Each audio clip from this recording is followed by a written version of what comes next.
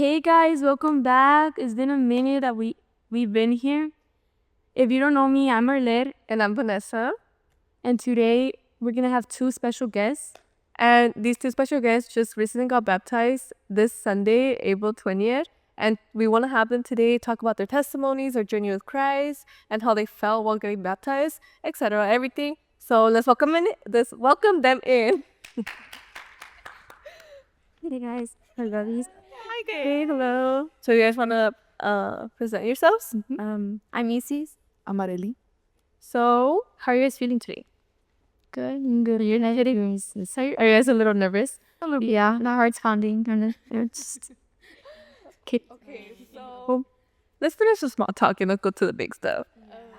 So you guys just recently got baptized. Yeah. How did that feel? Let's walk through it. Let's walk through how you guys felt that day and while getting baptized and afterward. Honestly, leading up to it, I don't know why I felt nervous, but I think it's also because I was gonna speak. So. Oh yeah. You gave a beautiful testimony, by the way. We're gonna talk about it as well. And what about you, Arely? Yeah, same thing. I was just at first again, I was super excited, and I'm still super excited. But I think as soon as the pastor was looking at us, I was like, oh my goodness. Stomach just drops. Dude, my cry, I was like, I need to pee. I didn't eat too, but when I'm nervous, I feel like I need to. Yeah, I was like, I need to hold it in, I can't. And again, I gave a testimony too, so I was just and you can see, because I went back and saw the live, I was like this, because I was nervous, I was really Yeah. But then, just getting baptized itself was super, super exciting. Knowing that I gave my life to Jesus was Yeah. I don't know, it was just so good. It felt official in a way. I felt, I don't know, relieved. A fresh. Now everybody knows. Yeah. I love that. I loved your testimony too. It was so beautiful as well. I was but I want to really talk about what really inspired you guys to get baptized. Or you know what? Who inspired you? Or not who inspired you, but what inspired you to get baptized? Honestly, I've been wanting to do it for a while. Ever since I've saw someone get baptized, and I currently watch this young mom. She's a YouTuber. Her name is Maya Graves. I don't know if you've heard of her, but she's very Christian, and she talks about Jesus. And I felt not that I needed to, but I wanted to get baptized because of how much she influenced me about in Christianity, I guess. Yeah. Well, for me, 3 months ago, I was not even planning to get baptized. Yeah. Me and Arlene would go out and get cafes, but we would just talk. And Arlene played a big part in me not becoming a Christian, but just walking through Christ. She just led me through it. So just talking to her, it was okay, yeah. And she kind of explained to me what baptism was. And I kind of already had an idea, but still, I was just no, how am I going to, just do it, to me, it was just, I can't do it. I'm not ready. That's what I would tell myself, I'm not ready, I'm not ready. And something Linda told me was, you're never going to be ready. It's not something you prepare for. It's just, it's not. And I was like, you're right, but still, in my mind, I was like, no, I can wait. Yeah. And one time I was just praying, and I think, it was just in my mind, get baptized. And it was God was finally calling you. Yeah, and there's moments like that where, he's telling you to do something, but it's up to us if we want to listen. Yeah. And I was like, there's no way, why me? Yeah. But that's just how it always felt, why me? I don't know. And I was like, okay, I'll listen. And I told her, Lena, I want to get baptized. And she was like, ow. She was excited. I was like, but yeah. Exciting. Yeah. So our church is really big on community and we have to help each other. And like you said, Arlene really helped you and Linda as well. And do you guys want to talk about them? How they helped you guys with that? Well, Leslie, I mean, for a long time, I wanted to, but I felt oh, I'm not worthy. I don't know if you heard Elias's testimony, but he said he felt unworthy. And I'm Yeah. I feel the same thing. For the longest time, I was I don't know if I should. I'm not ready. I don't know too much about it, like about Christianity. I'm like, I don't know. And then the YouTuber, she said something that was like, oh my God. She said, you don't like clean yourself before you go into the shower. You like go into the shower as you are. And that's what you do with Jesus. And then when I was driving with Leslie, and she had said something similar, like, we're never going to be like worthy, you know, but Jesus will accept us as we are. And I was just thinking, like, maybe I should do it. And like, also knowing that my husband also got baptized, and like that pushed me even more. And then knowing my daughter was going to see me and like can look back at it, I'm like, dang, I could do it. I love that. Yeah. So, yeah. So, who were you before you knew Christ? Well, I'll kind of get into it because I I was born a Catholic. Like, I was baptized as a baby, baptized at baptism, and but still, like, it didn't feel like I was in a religion. Like, it was just something there. Like, I wasn't connected to the religion. Like, I never really focused on it. Like, Like, I wouldn't pray. I wouldn't do any of that. But it was just always around me. And I'll kind of just also like my testimony, but I had a lot of addiction to weed. I've spoke about it before, you know, it's really, it's a part of me, but Jesus led me through it. And I was atheist, you know, at some point in my life because that's how lost I was into the world. I was trying to live a worldly life, like that's who I was, literally. Like, that's who I was. I was trying to go out, drink, party almost every weekend, and I'm like, I don't know how I did it, but I did, and I was just like I felt too love into like with it to the point where like I felt like I was worshiping it because like once you start falling in love with it, it's like that's your whole life, like that's what you are, like what people see you as, you know. And people saw me like that. People saw me at my lowest, and you know they would be like, oh, pues, let's invite her to this, let's invite her to that, and like old me was like, okay, like they're my best friends. Girl, they're not your best. They're not your We're not your friend. like who you surround yourself around with has such an impact in your life that like you won't realize it until later. And like in that position, I never realized how much they impacted my life until afterwards, like until like way afterwards. And that was almost my whole high school life. Really, like I was just always trying to fit in, like, oh, they were doing this, I'm gonna go do it. So that was just like what people saw me as. So like if you just 2 years ago in high school, you that's what you would see me as, like the druggie, like, and like literally like you would see me walking around with red eyes, and like it's embarrassing now. Back then I was like, it's whatever, like I don't really care. But that's how depressed I was. Like there was so much stuff in my heart that I didn't know that was holding me down until my senior year. My senior year is kind of when I snapped out of it. Junior year was just horrible experience, like horrible fights, like drugs all the time. Like I kid you not, I would wake up and what's the first thing you usually grab? Your phone. That was not what I was grabbing. Like that's just how much I depended on it. Like I would depend on it so much that was me. Like that's what I was, you know.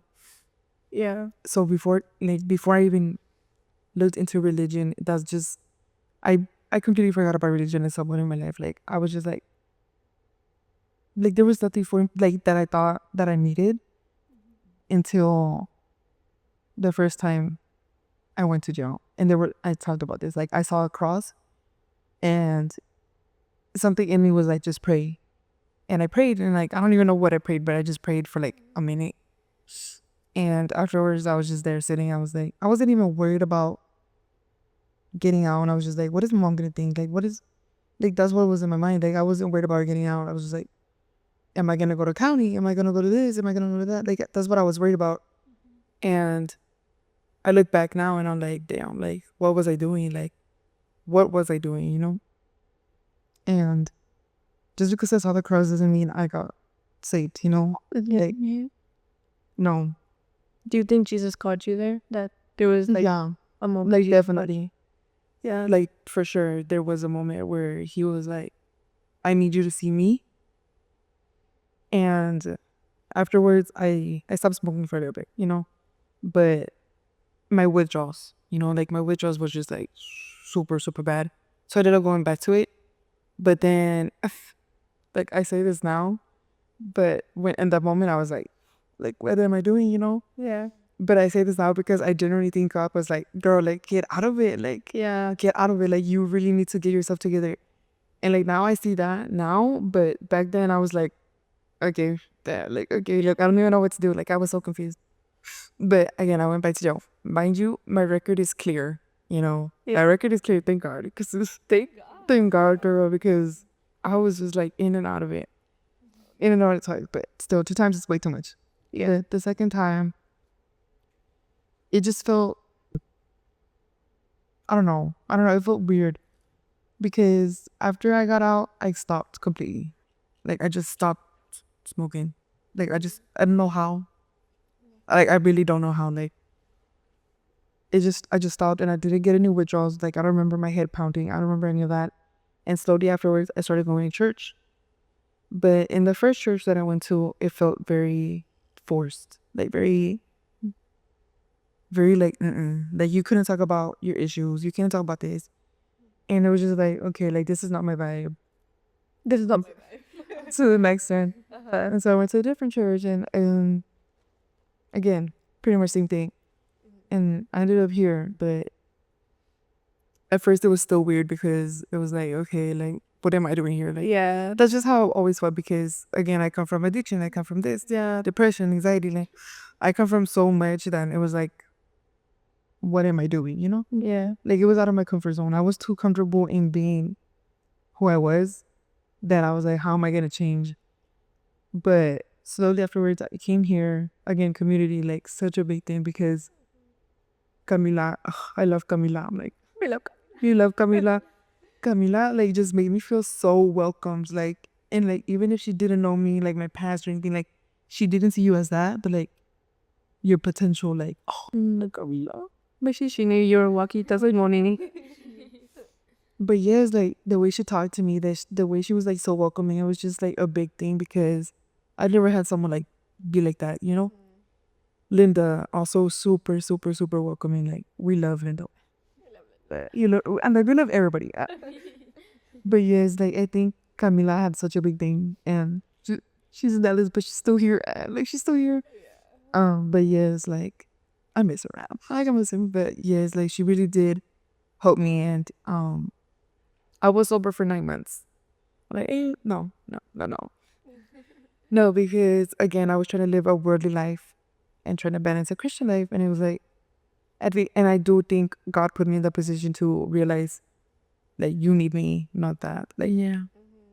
And that's when, like, I slept out of it. Like, I was like, and I never had felt that way when I relapsed. Like, I felt so guilty, and I had never felt that way before. Like, I never really cared, and like, even the second and third time, like, I never really, like, thought about it. But that time, like, since I knew God, like, I really knew God because I was trying so hard to read my Bible. I was doing everything I could to build that relationship with Him. And I was put in a position where I had to pick a Christian life and a worldly life. And it was like, I picked the wrong thing. So afterwards, I just spent days, weeks, literally everything, repenting for so long because that's how guilty I felt. And I had never felt that way before. And I think, yeah, I still think God put me in that position to, like, fully depend on Him and fully seek Him. And, you know, I'm still doing that to this day because it's literally impossible, like, to live a life without Christ. Like, it's the way you, like, think about it. Like, I would have never thought I would have been a youth leader. And I think being a youth leader has helped me more than I have helped you guys. Like, I genuinely do think that, like, you guys need a big part in me becoming better in a way. So, yeah, like, just surrounding yourself the right people, being around everybody has transformed me into a better Christian because who I was before was nowhere near God, like, nowhere near a religion at all. So I was just super lost into the world, literally. So Yeah. Not only like, as like you said, like it helps you be a youth leader, like it helps you more than it helps us. Like I think it really helps us see you as our group leader, like seeing you and being such an open book to share your testimony, everything you go through, and yeah, you're still like you talk about it, and you're like, after everything, like I still got baptized, I still did all of this. You, like you said, you are youth leader. We see you, and we like, I love hearing your testimony, because I'm like, if I really could do it, if you went through all of this and you still could do it, like there's hope for us. Because sometimes as youth we think like, we think, oh my gosh, like no, I already did this and God's not gonna like forgive me and stuff like that. Because I know we have felt that way, that sometimes we do stuff, we're like, no, like I just feel like a hypocrite, I feel like this certain way. And like as youth, it's normal, it's bound to happen, like that we think like that of ourselves. But hearing you, like a leader, like seeing you overcome all of this, share all of this, and seeing you like you're still over here helping us, and we want to be some like a testimony just like you someday. We want to share our testimony just like you one day. We want to be so open like you one day, and to help others. And you've already helped us in so many ways, believe it or not. Like, and I know not just us, because I know this is the first time I've ever shared this with you, but I know like other people, like you have impacted other people's life, other youth's life, if you think, even if you think so or not, like you have. And I honestly, I thank God for your life so much, because you really have impacted in a lot of youth and changed your perspective in some way. And I love that. And you know, it's God's turn now, like you do your part, it's God's turn now to help the youth and whatever way. And God's a gentleman. I always say this, God is a gentleman. He is not gonna just open you the door and just go into your life. No, like he's gonna knock in your life and like, sorry, hey, can you come in? Like wait for you to open the door and be like, yeah, you can come into my life, like I need you now, you know. So I always say that, and I'm like, yeah. And something like about that, like again, we hear in the songs, "Get Out of the Grave," and and I was thinking about it, like I was probably in a grave that was like 12 foot and 12 foot deep, and God put like a ladder for me, and I never saw that ladder. Like I was just stuck in that position where like it was so dark Yeah. that I didn't see it, and God eventually like put like a little tiny like light, and like. And I saw it, you know, and I saw the ladder, but like I had to work my way up. I had to seek the Bible, like read the Bible, do this, do that, and just put in myself, like let God work in you to, yeah, like what I told the young adults. It was be uncomfortable. No, get comfortable being uncomfortable. Like let God work in you. Let Him put you in positions where you don't want to be. Because I remember at some point I was like, I don't know, like should I be a youth leader? Like after I said yes, I was so like, wait, well, I don't know. Because again, like I just felt like a mess. I felt like this, but like let Him work in you, and like you will see the outcome. Like you really will. Like you really will. And like something that I do now is like thank Him in my prayers instead of asking Him why. Because like we tend to ask a lot of why, like why God? And this is a thank you God, because I know you're preparing me for something. And it's like I need to start changing my perspective in it, because it's literally His timing. Like it literally is like, and all what I have to do is be patient. And yes, it's hard, because it's like I don't know what's coming next. Like I don't know what He has prepared for me next, but it's like I know You have something for me, and I'ma just wait. Like I'ma just wait. Yeah, we tend to always ask why, like why God, but like we're like, change his perspective. Like instead of asking like, why God, why did you do all of, like thank Him for everything He's already done. Like if you keep asking Him like why, like you're never going to see everything He's already done in your life. And trust me, it's a lot. But sometimes our human brain doesn't like comprehend all of that. So yeah, we have your questions. Oh, do you want to share 'em? So You can answer it. oh yeah, I'm on to you. But yeah, well, you're trying to answer the question. Like I took them also, but you're good. We have time. Well, I also grew up Catholic. I was baptized as a baby. I went through all my sacraments, but I still felt like it was forced on me. Not that I wanted to. Like, oh, well, okay. I grew up Catholic, yeah, but like from kindergarten all the way up to 5th grade, I went through child abuse. But I've lived since with my grandparents up until 6th grade, which is when I moved. Which is the real reason why I moved here, was because I was getting abused at home, and it was hard. Like, I was a little kid. I can't defend myself. Yeah. I can't fight back. Like, I was stuck there. And then I think I remember telling my cousin about it, and she was scared for me. Like, she was scared that I was gonna die because it was that bad. I don't say I was abused just to be dramatic. Like, I truly mean it. Like, the punishments we went through, it was traumatizing for me and my brother. He has his own testimony. I don't want to speak on him, but for him, I feel like for him especially, it was really bad because he was harder on him because he was a boy. Yeah. There was like days I was exhausted. So, and my mom, I forgive her now, and I forgave him, even though it's really hard of what he put us through. Because I know it's not just him, it was also my mom, because she would just sit there and do nothing. Yeah. Or she would join tag along with him. I'm like, dude, you're supposed to love me. Why are you doing this to me? I remember I developed depression in 3rd grade. I had the thoughts of killing myself in 3rd grade. I was like 8. I was mad at God because I'm like, why are you putting me through this? I'm a kid. Like, why are you doing this to me if you love me? And like, growing up all through that, I moved here. I felt like the only way for me to be loved is someone that would like my body. Because at a young age, I developed really young. So I felt like the only way for someone to love me was to like let them have my body. So I lost my virginity like in 8th grade. And I was really young. And then I continued to try and fill a void with different guys. I even went through girls that, and then I had a boyfriend from like junior to senior year.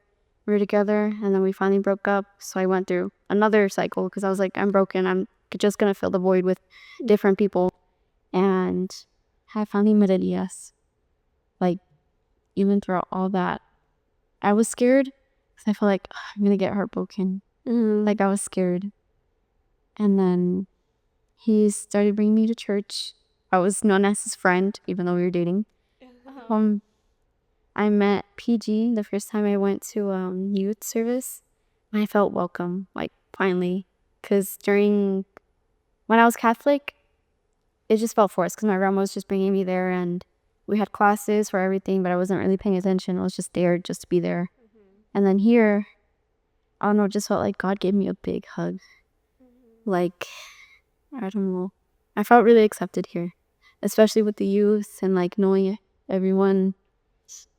It felt like a big hug from God. Like, you're welcome here. Like, Oh, I love to hear that. yeah. And then I went through, like, I was still questioning whether I was supposed to be here or not. Like, and I don't know, just as I continued coming, I was like, maybe this is for me. So I continued coming. I got to know God. And I feel like as I kept coming, like, I don't know how to say it. Like, I don't know, I felt like really welcome. And I felt like, I don't know, it's part of this vibe. Right. But I do think the enemy will always, especially for both of you guys, since you guys went through so much, and now like Satan, obviously, like the enemy is glad like that you guys went through that, but like seeing that you guys want to flip your life around, that you guys are now want to come to church and want to do all of these, obviously it's gonna put those things in your head, like, oh, do I even belong here? Like for a long time you guys felt like you guys weren't worthy, like you guys didn't deserve to be loved or to even be here. And obviously the enemy's, like you said, like he put those thoughts in your mind, like, oh, do I even belong here? Should I even be here? But I'm so glad that you guys kept coming, and that is like, that's what we should all do, even though like we get so many bad thoughts in our heads. Like, just keep going, like God's gonna do the rest, and God did the rest with you guys, and he's still working. You guys did your part, and God will do the rest, and he's still doing it. So yeah. How has following Jesus changed how you see yourself? Well, that's a good one, because we just talked about that.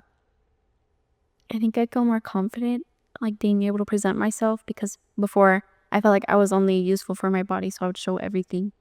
And now I feel like I want to be covered, like from God, like from, I want him to cover me. So I feel like I like to dress more modest now because I feel more pretty than what I did before. I feel confident, like you don't need to show anything. Exactly, confident. Yeah, I love that. What about you, Lily? I don't know. They got it. my God. Wait, what was Rose? How has following Jesus changed how you see yourself? Ooh, okay. I think I stopped like seeing myself as who I was. Yeah, like I would just tell myself, not tell myself this, like that was an enemy for sure. Yeah. And I think like especially this week itself, I think the enemy's like mad. Like this past week, like leading up to my baptism, like he was just testing my every move. For real, like my every thought. No, sure about like okay, leave me alone, bro, leave me alone. Cause this week we had our first Bible study, and I kind of initiated that because I love it. I love that too. Yeah, and then literally like that day, I just had to move all over. Like I was everywhere that day, but I still went. Like I still showed up, and I was like, you're not gonna hurt us." But yeah, like just like stop letting those thoughts control me. Like for sure has helped. Like the way I see myself and the way I continue to move. Like today, I was like, God, like I don't know, something in me was like, you should fast and pray, fast and pray. So that's what I did today. I did break my fast later, like way later than I was supposed to. So I was like, you know what, like it's okay, like I'm still doing it like for you. And instead of letting those thoughts like get to me, I went to the gym. I was like, whatever, like let's get back on track. Yeah. So yeah, like just kind of getting myself back up has helped me stop seeing myself the way that I used to. Cause I used to be like, okay, like you can't wear this, you can't wear that, and like slowly I started dressing more girly because I would not wear none of that. Like I'm wearing sweats now, but I would stay like just wearing like, but like I'm wearing that right now, but I didn't know. Like I thought it was gonna be shorter. But we're like, yeah, we're doing something simple right now. No, but not like back then. Like people would literally call you, like text me, be like, where did they text me? I don't know. It was like a school account. They were like, yeah, andas para la cholita or something. Cause like I would just really bummy. So they would call me a chola, and I was like, okay, like ain't nothing wrong with that. Like, hitter, you're a hitter. But no, like no, yes, and I got posted on school accounts multiple times. That's why I fought somebody, you know.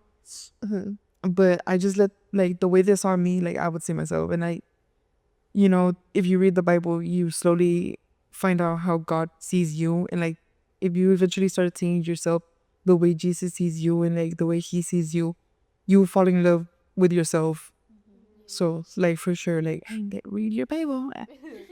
The more you follow Jesus, the more you'll start seeing yourself the way Jesus sees you. Yeah. Reveals that.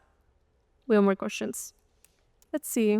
Yes, practically answered most of our questions. See, but What's one lie you believe and change how you see yourself? I mean, what's one lie you believe and change how you see yourself that God help you unlearn?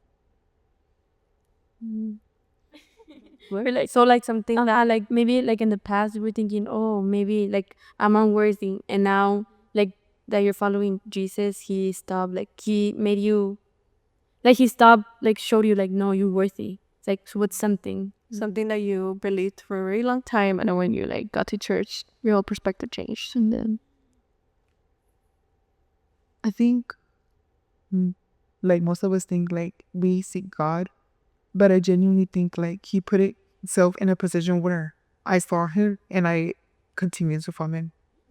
Because something I would tell myself, like first of all, like I would tell myself, like no, like I don't believe in anything. Like at some point, I was in a car ride with my best friend, and we were just talking about religion, random mix, and she was like, I don't really believe in anything. And I was like, I don't think me neither. Mind you, I was wearing like a bunch of chains, and I think one of them was like a cross and a virgencita. And still, like I told her, I was like, no, like I don't think I believe in anything, because that's what I would just tell myself, like no, like that's just something I would tell myself, that like no, like why would he love you as the mess you are, like this and that, like I was just full of so much stuff that I was like, there's no way, like, and I think we're always gonna feel unworthy because, I mean, he died on the cross for us. Like, how are we gonna feel worthy, you know?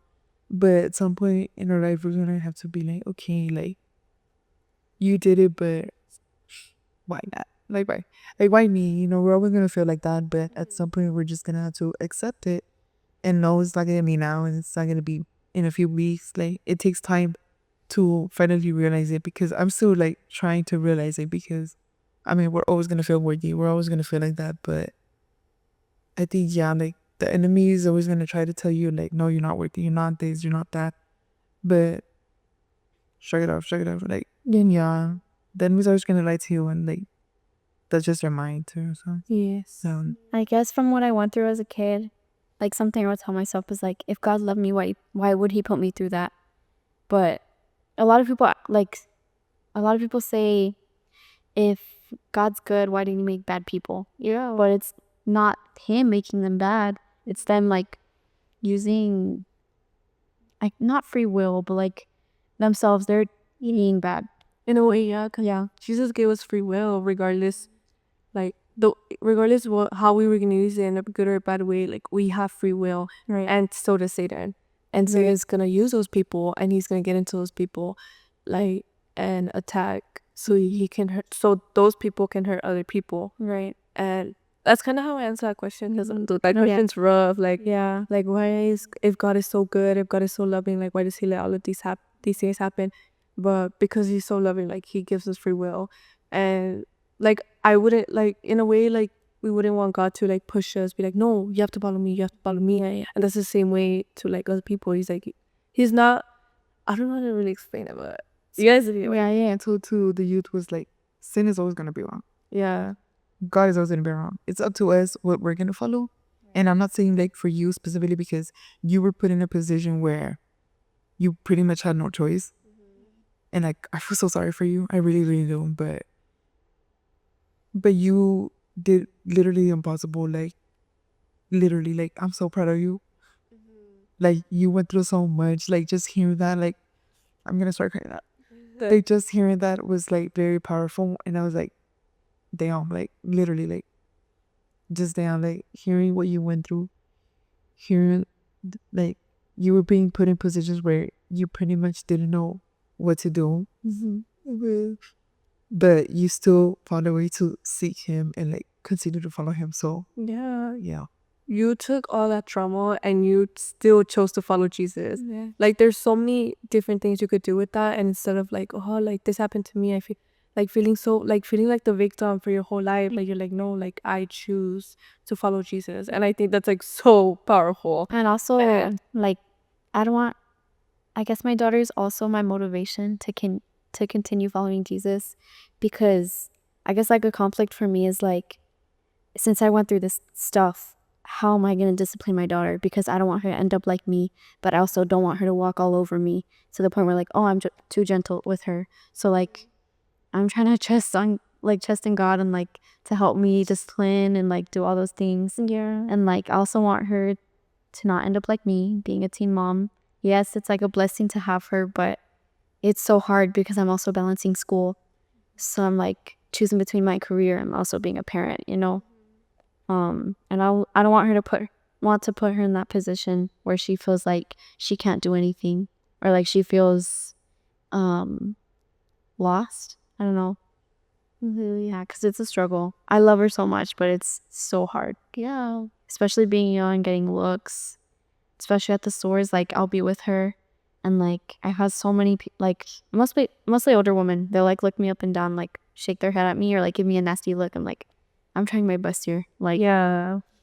yeah, like, Okay.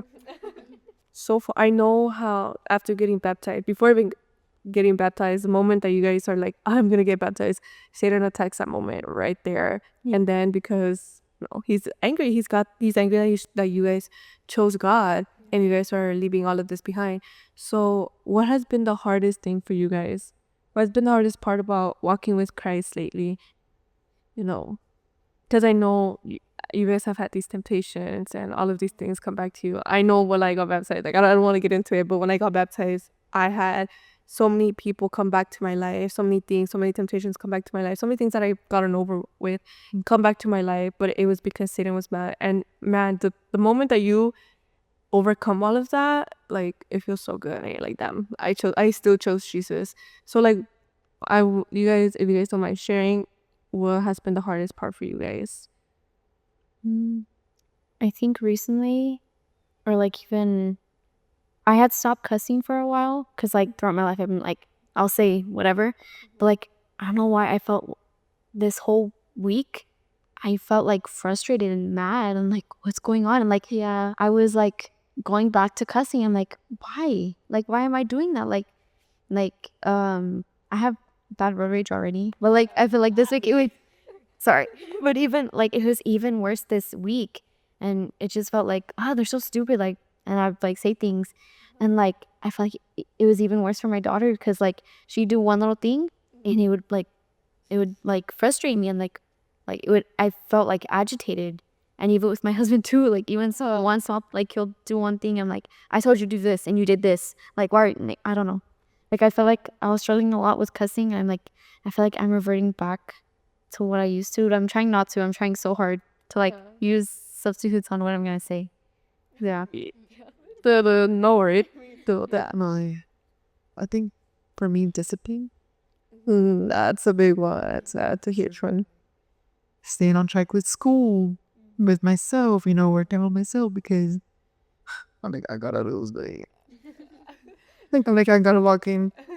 No, yes. Like just discipline, like reading my Bible, and like I still struggle reading my Bible. I'm not gonna lie to you. Like there's moments where I'm like, no, but I'm like, no, get up, yeah, get up. Yeah. Like discipline is a big thing. So yeah, just like again, like wanting to seek Him. Like you want, like a part of you is gonna hold you back, but then you have to overcome it. Like you have to be like, no, let me do it. Cussing is a big thing for me too. Like I get so bad. I think I have anger issues. Okay, look, and I'm looking like there's moments where I just get so mad, and like I think there's a lot of anger that I have towards my parents for like past stuff, and like I'm overcoming it, but I still like get mad at them, and I'm like, wait, like hold on, take a breather, and like it's not that serious. So yeah, it's not that serious. It's like talking to yourself. Yeah, I'm like, calm down. Yes, discipline is a big thing. That is a big one. We should really talk about this thing though. So I just don't That's do what I said. but I know. Okay.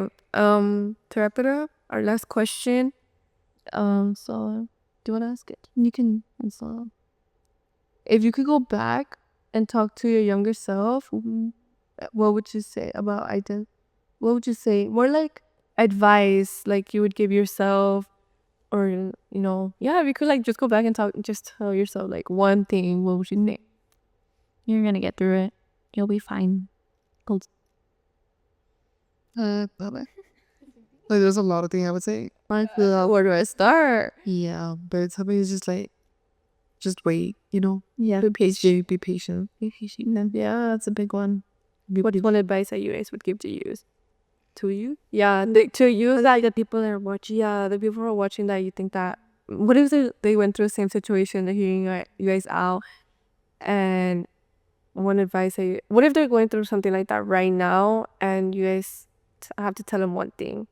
It's hard right now, but God can handle it. Yeah. Oh, as well.